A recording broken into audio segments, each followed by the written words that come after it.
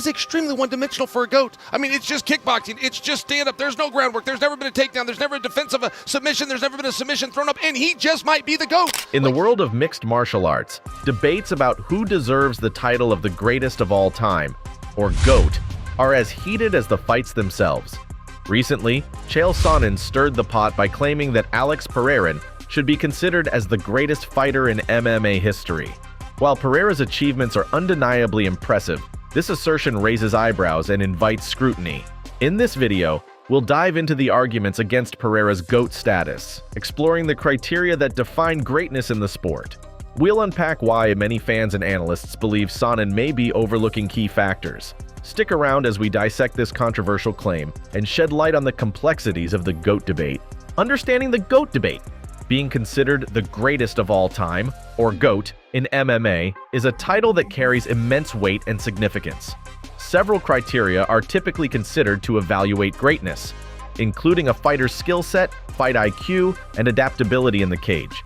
Legacy plays a crucial role, as it encompasses not just victories, but also the impact a fighter has had on the sport. Accomplishments such as championship titles, title defenses, and notable victories against top contenders further bolster a fighter's claim to GOAT status. However, the MMA community is rife with ongoing debates about who truly deserves this title, with passionate fans and analysts often disagreeing on the metrics that matter most. This complexity adds depth to the conversation, making the GOAT debate a captivating topic for enthusiasts. Chael Sonnen's perspective? Chael Sonnen has made a compelling case for Alex Pereira to be in the greatest of all-time GOAT conversation in MMA, highlighting several key points. Kickboxing, it's just stand-up. There's no groundwork. There's never been a takedown. There's never a defense of a submission. There's never been a submission thrown up, and he just might be the GOAT. Evolution of fighting. Pereira is the next evolution in fighting. He is so dominant in stand-up and distance management that he turns an MMA fight into a straight kickboxing match. Dominance. Pereira is so dominant that he's doing things even the greatest fighters can't do, such as knocking out Jamahal Hill in 5 minutes or knocking out Jiří Procházka twice. Frequent fights. Pereira fights often, about once every 3 months, compared to most champions who fight only twice a year. Tough fights. Lastly, Pereira has taken on the toughest opponents without hesitation. These are compelling points, and you can also include that Alex Pereira has beaten 4 former champions and even defeated one of them twice. Pereira has achieved the rare champ status, becoming a former middleweight champion by defeating Israel Adesanya at UFC 281 and then moving up to win the light heavyweight belt against Jan Blachowicz at UFC 291. Now, I'll present my argument against Chael Sonnen's consideration of Pereira as the MMA GOAT. First, we need to establish criteria for determining the UFC GOAT. Criteria for UFC GOAT: wins and losses. A dominant win record is essential. Title defenses. You must defend your title multiple times. Longevity. Consistently performing at a high level over many years is crucial. Impact on the sport. Contributions to the growth and popularity of the UFC matter.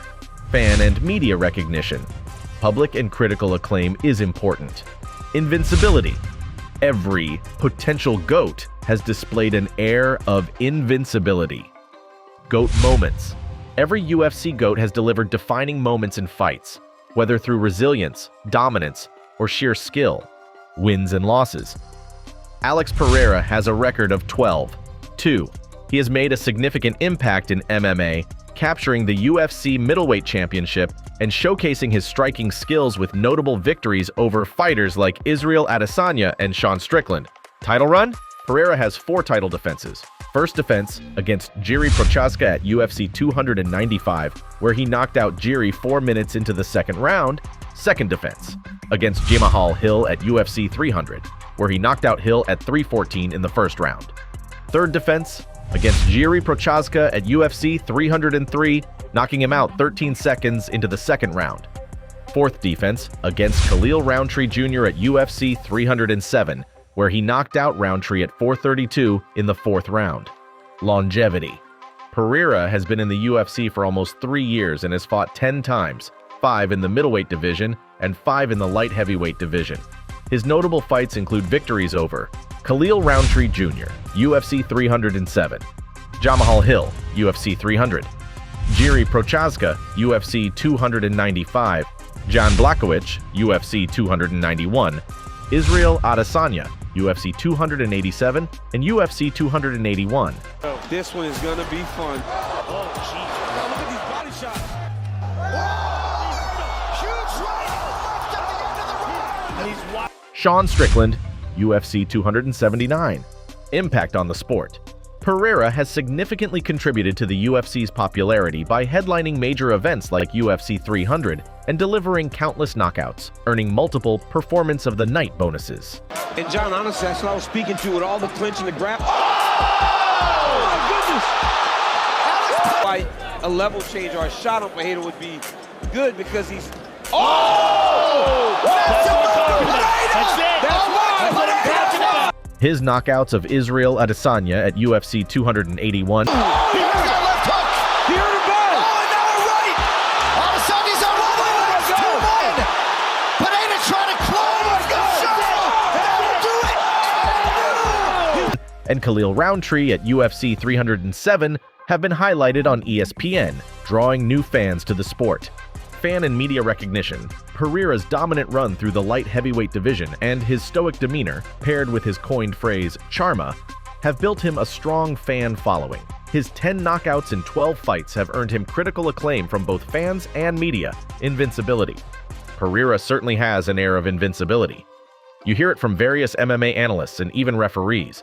For example, Mark Goddard, a UFC ref with 20 years of experience, said, "The way Pereira hits people, the sound is like nothing I've heard before. It's ungodly." I was in the Octagon after the fight, and Mark Goddard came up to me, and he said, the way he hits people, he goes, the sound is like nothing I've ever heard before. He said it's ungodly. Really? That's what he kept saying. Pereira is currently on a 5-fight win streak, looking dominant in each bout. Moments. Pereira has given fans several iconic moments, including his stay out of this ref moment before his knockout of Jamal Hill at UFC 300 and his breakdown and knockout of Khalil Roundtree. Conclusion. In summary, Chael Sonnen's argument for Alex Pereira as the GOAT is still up for debate. While Pereira has impressive achievements, such as being a champ in 2 divisions and defending his belt multiple times, his career is relatively short. Pereira has fought only 12 times in the UFC, with 10 of those being against high-level opponents.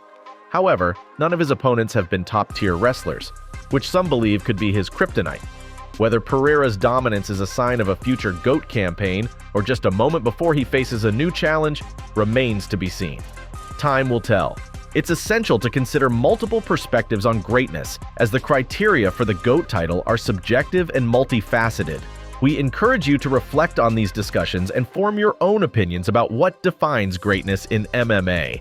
If you enjoyed this analysis and want to dive deeper into the world of mixed martial arts, be sure to subscribe, like, and share this video for more engaging content. Your support helps us continue exploring these fascinating topics.